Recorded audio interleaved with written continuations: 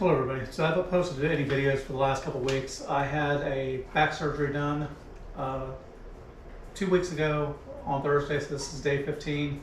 Went to the doctor today, had the staples removed, just do a post-op inspection, make sure everything's still together and doing good. I just want to go over a few things with some people out there that may be having the surgery done. This is an Alif surgery with a posterior fixation. So basically they go through your stomach, insert a disc into your back, flip you over, cut your back open, and then do the rods and pins on your spine to hold you together. So the first thing I wanted to just kind of discuss with you is before your surgery, or pre-op. A couple things that I did that may help some people out, and a couple things I didn't do that I should have done that I think would help you out. The first thing would be to make sure you change your diet. Now, I'm an active person normally. I work 5-6 days a week, sometimes 10, 11, 12 hours a day. Even on the weekends, I'm always doing something. I'm constantly mowing the grass, fixing something around the house. And I normally eat about probably 2,000 to 3,000, 3,500 calories a day, depending on what I'm doing. So the last couple weeks, I can't do anything. I can basically sit on the couch, put my feet up, I can walk around, of course, but I can't do anything physical. But your body still wants those 3,500 calories a day. So if you keep eating 3,500 calories a day and you don't do anything, you start pulling a little pooch. I already had a little pooch to start with. I'm getting a bigger pooch now. So basically, before you go into your operation, try to limit your diet or try to go on a higher protein diet or something that will keep you full, just so when you have the surgery done, you're not craving anything. Now, the first couple of days after surgery, you're probably not going to want anything. I didn't want anything besides like dry toast, just really bland foods. But after about a week, when you're out and the medication starts thinning out, you want to go back to eating again. Now, one other thing I did before the surgery is, make sure, of course, my wife helped me. We both cleaned the house really well. Any place I knew I would be, we're lucky we've got a reclinable couch, which is electric, so we can just push a button and recline up and down. But I made sure the bedroom was clean, sterile as possible for your house. Cleaned the bathroom super well, sterilized everything, wiped everything down. Probably post-op, after your surgery, getting an infection to me, you see and hear more problems with infection after surgery. So I was really careful not to get anything infected. Again, I'm 2 weeks in, I don't have a red spot on me. Everything healed up perfectly. I've got more irritation from the glue, from the bandages, than I do anything else.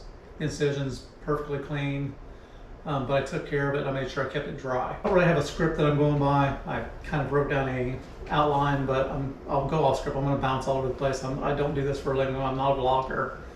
I do post some videos, but they're more educational videos or how-to videos. So I'm not a real personality person, so this is more informational than anything. So if I bounce around, please forgive me.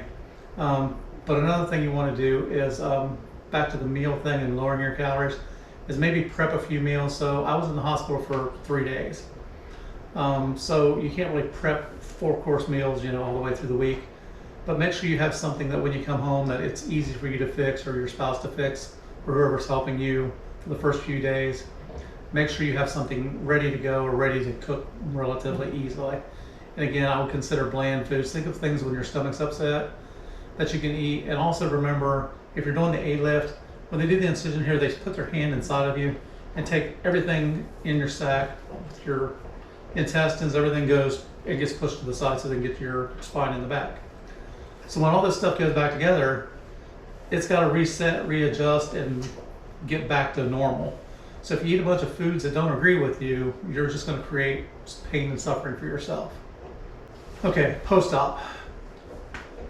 Make sure you fill all your medications either on the way home or have your spouse fill them that night.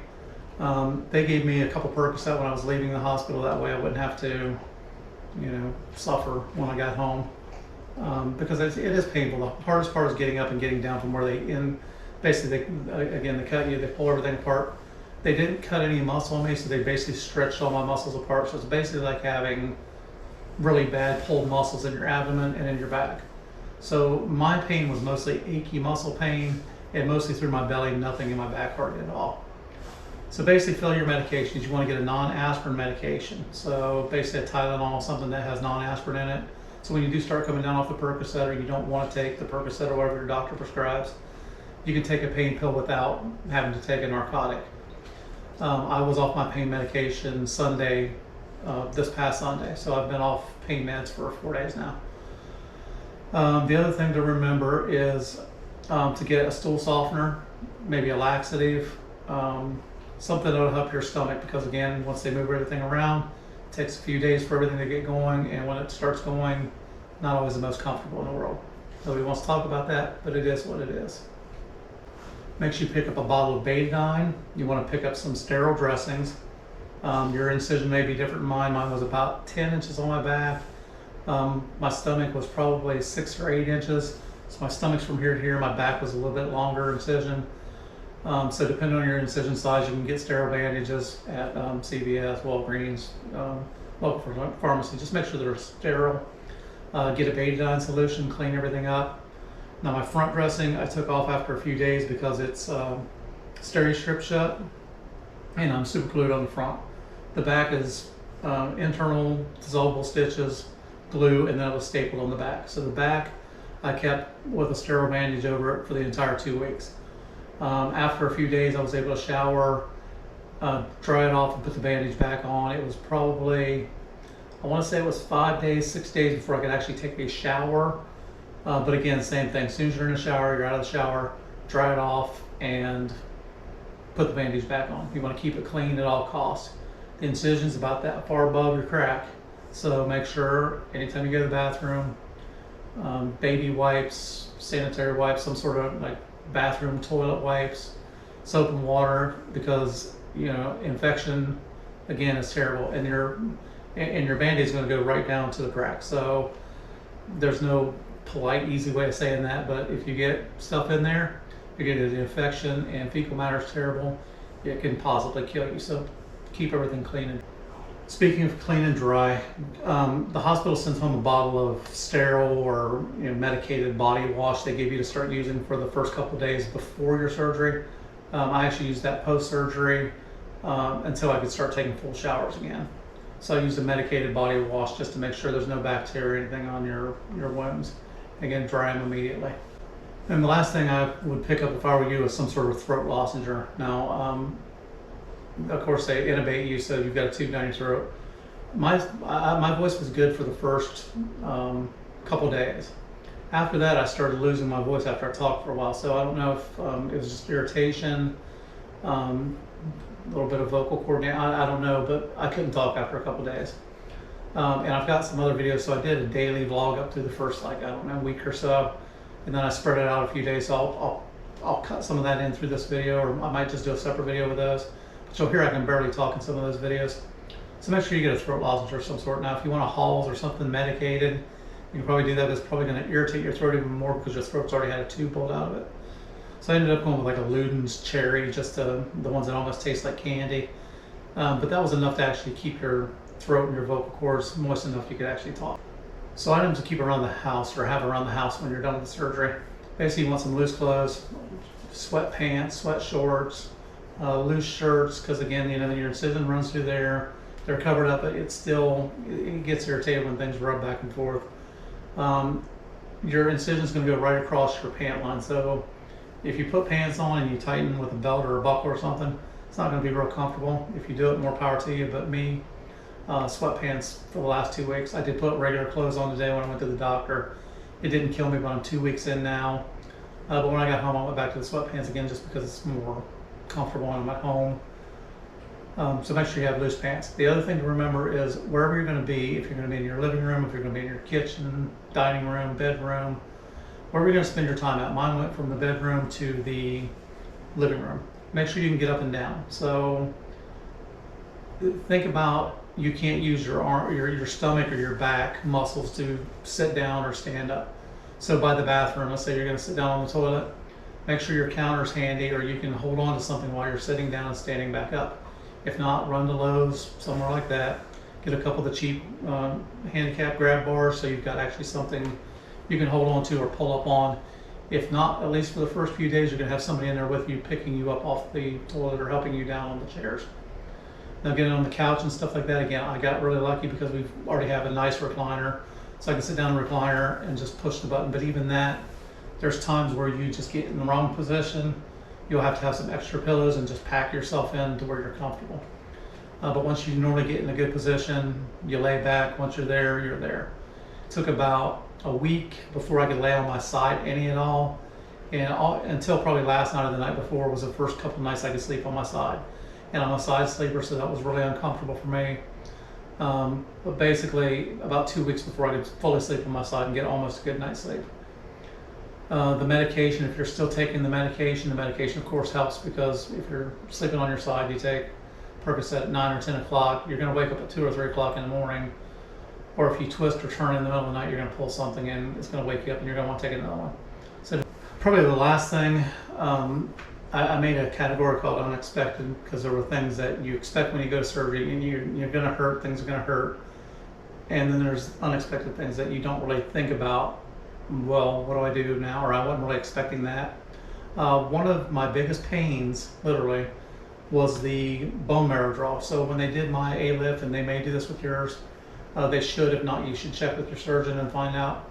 They do a bone marrow draw, they spin it down to stem cells, and then they take the stem cells and inject it into your spine. Where they did the bone marrow draw, not the first day, not the second day, but the 5th day, 6th day, it felt like someone took a hammer and cracked me in the hip bone. So for 2 days I walked around with really bad hip pain, but you could tell it's right over the injection site. And I did a little Google and a little Wikipedia call, quick call to the doctor. Normal pain. Just was one of those things that don't get, either it's on the list and you don't see it, or no one ever mentions it to you. Second thing was bruising. A lot of bruising around my stomach. I'll insert some pictures here and there. Basically, my stomach looked like someone took a ball bat and just beat me from side to side with a ball bat. I expected some bruising. I wasn't expecting to be bruised from side to side. But what I also wasn't expecting and didn't think about is that blood is gravity dropping. So basically, if you stand up and you have blood up here, blood runs down. So I was actually bruised a little bit in the top of my legs, in the groin area, which was completely unexpected. That's one of those when whoever's helping you get cleaned up, if you're a man and your wife was helping clean things up after the first few days because you can't do it, and they look up at you and go, oh my God, that's when you panic, because everything's bruised and it shouldn't be bruised normally. So expect that. I didn't expect that. That was a shocker. Another unexpected thing is, again, I average anywhere between 12 to 17,000 steps a day on my normal daily activities. After the surgery, I'm doing nothing compared to that, maybe 2,500 to 4,000, 5,000 now. I ache, my legs ache, my arms ache, I just ache all over. Now, part of that, of course, is just being in surgery, a lot of stress to your body. Some of it, I believe, is related to before. I think your brain is just so concentrated on the pain that you had before. I don't think your brain really notices some of the other aches and pains that you have in your life because they're insignificant compared to the bigger pains. So I really wasn't expecting to have all the aches and pains. And then another thing, when you're trying to get up, again, the first couple weeks, you're just trying to figure out, okay, how do I stand up now? How do I sit up? You can't just do a crunch because it hurts your abs. You can't lean sideways because it hurts your back. So you start using a lot of muscles you normally would not use when you stood up. So I think a lot of that comes from using your arms, you use your legs to kick. You use a lot of muscles that you normally don't do. So you end up with a lot of aches and pains that you normally probably wouldn't have. Probably one of the last things I'll do on this video, I might throw something else in because, again, it's not really a scripted, it's just kind of an outlined program I'm doing here.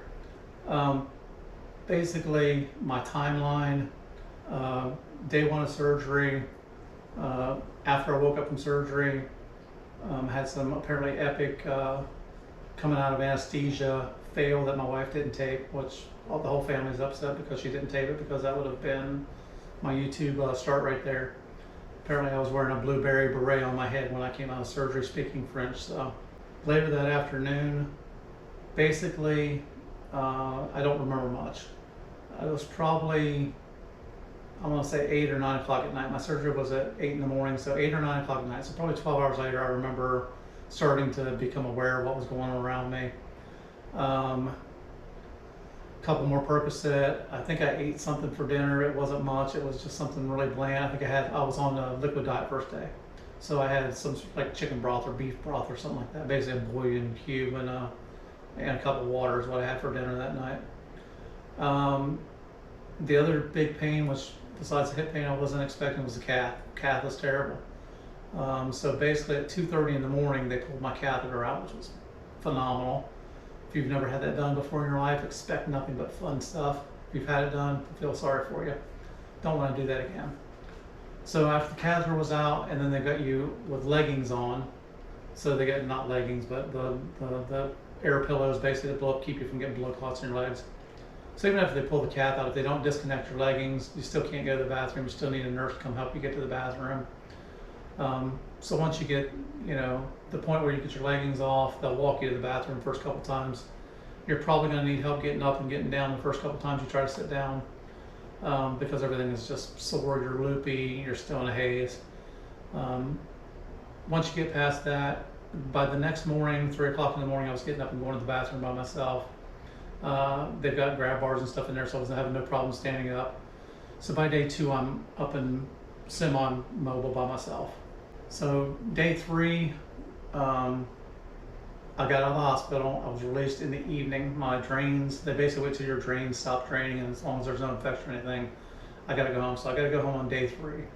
I felt really good about that because that hospital bed is comfortable for the first couple of days, but once the pain meds start wearing off, you don't take as many of them, that bed's horrible. So, and it's hard to get up and down, and every time you try to do something, again, you can't just sit up, and even when you tilt the hospital bed up all the way, where the rails are, and you can't grab anything, it's miserable.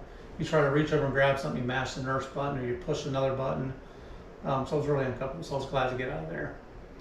Again, day 5, took the dressing off, sponge bath basically, that's when I found out about the bruising. Day 7 was full shower day. So take a shower, rinse everything off, again, pat everything dry. From there on out, like I said, by the time I got to last Sunday, I was off the pain medication. I can sit, I can stand, I can walk. Today was at the doctor. We went to a couple places, went shopping a little bit, went to the grocery store. So no problem there. My release from my doctor, so until 9 weeks, basically I'm limited to 40 pounds, which I thought was quite a lot of weight. I'm not going to lift 40 pounds unless I had to, but technically I can do that now. According to him, I'm 52, which is probably 10 years, he said, on average younger than most of the patients that get the surgery done. So I think I'm in a little bit healthier shape. I do construction for a living, so I'm constantly climbing up and down ladders. Even though I got a belly on the front, apparently I've got a lot of muscle inside. So that helps me get back together better than if I was just a big cream puff and didn't go together.